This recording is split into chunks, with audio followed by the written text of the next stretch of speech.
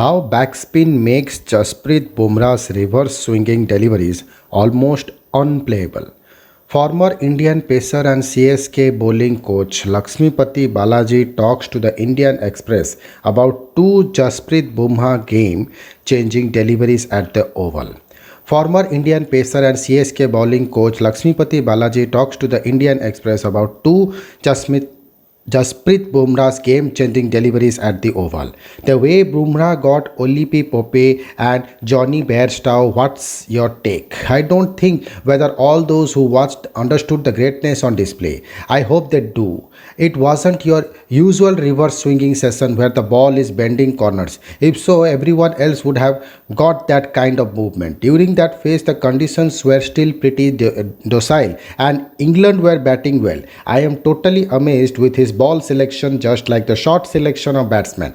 Two perfect deliveries to two batsmen trying to defend, executed with great skill and sense of occasion and knowledge to produce them. Skill is one thing, but this cricketing intelligence is another level, and he has both. The fitness to do this on the fifth day of the fourth test match is incredible, really. I didn't see any difference in the intensity from the first spell of the first test to the last session of the fourth. What does he do that makes his reverse delivery stand out from the rest of in world cricket? It's his backspin at release what that makes it deadlier. It's what makes the seam of the ball hold up so perfectly for most of the trajectory. Round arm reverse swing bowlers get the ball to wobble a bit. Bumrah's ball doesn't wobble in the air too early.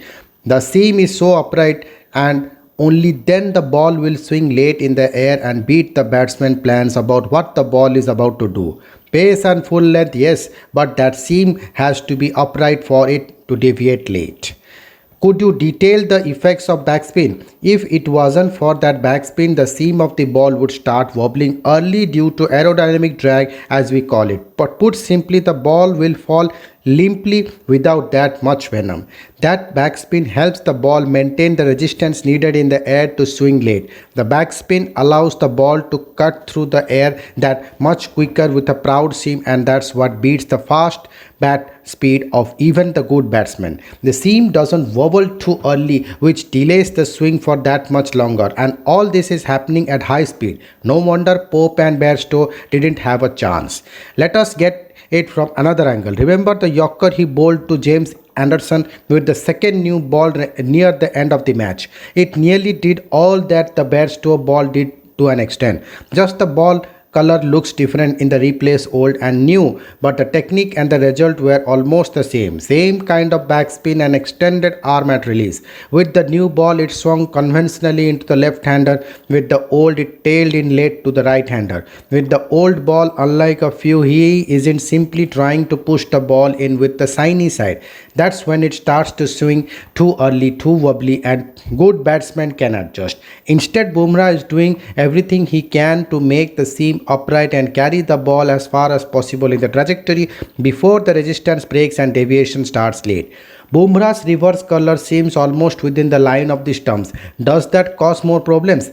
Yes, that effect would be better described and understood by what the batsmen don't do against his reverse balls. You don't see the batsmen try to take the front foot out of the way like they might do to many reverse swing bowlers. It's because he doesn't allow them. Bumrah's backspin and the angle of release makes the ball stay in the zone almost wicket to wicket. With some bowlers, you see the seam pointing towards the slips or wide fine leg. You get an indication of the ball's direction. With him, you don't. They're shaped to play and they get stunned by that late deviation at that hot pace. Bowlers like Rabada and Jofra Archer use backspin and end up bowling very good seaming deliveries. But the way Bumrah does it and the way he releases the ball, extending his arm all the way in front, that makes the difference. Everything is inside the corridor, so to say. It's also the reason why the bouncers are so difficult to tackle. Again, the wrist and finger snap happens at the last instant, and batsmen don't see much cues, but then it becomes too late.